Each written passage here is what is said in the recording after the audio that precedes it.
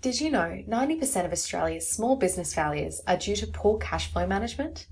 Using this comprehensive cash flow forecast plan, you will learn how to create a 52-week forecast so you can see any cash flow crises coming and have strategies to deploy immediately to ensure your business stays buoyant. First, you will enter your bank accounts, then update your cash balances. This is important so we have a starting point for your forecast.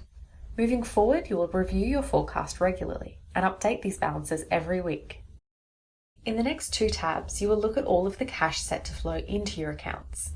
In this tab, you'll enter recurring cash-in transactions, the dates you are set to receive the cash, and the amounts that will hit your account.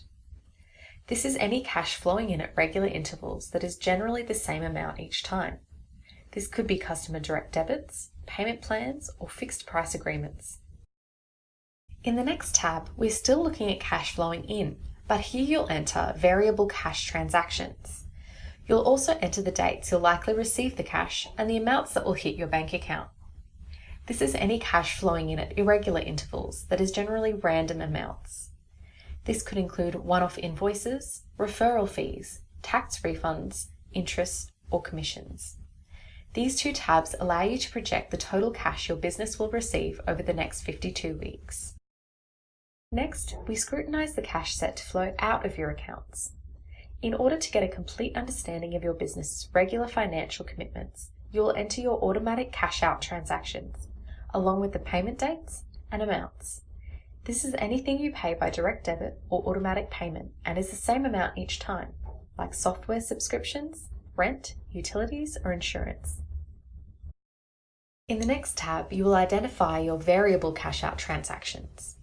You'll also enter the dates you'll likely spend the cash and the amounts that will leave your bank account. This is any cash flowing out at irregular intervals that is generally random amounts. Some examples might be staff amenities, merchant fees, conference or trade show expenses, or cleaning supplies.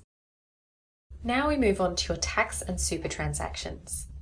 Here you will enter all upcoming compliance obligations you need to pay in the next 52 weeks. This allows you to provision for things like PAYG, GST, income tax, and superannuation. Allocating funds for these commitments means you won't spend cash that isn't actually yours. In this tab, you will enter the net wages you will pay your employees over the next 52 weeks. Enter the date of each pay run and the net amount. You enter net amounts here because you have already provisioned for the tax and superannuation in the previous tab. It's important to note, you don't have to enter all 52 weeks at once in any of the tabs. We recommend completing 12 weeks at a minimum. This gives you a 3-month forecast and a good buffer to flag and manage potential cash flow crises. The final tab pulls all of this information together into a comprehensive cash flow forecast for your business. Here you can see your opening balances, all cash projected to come into your bank accounts, plus your cash out, super, and tax, and net wages each week.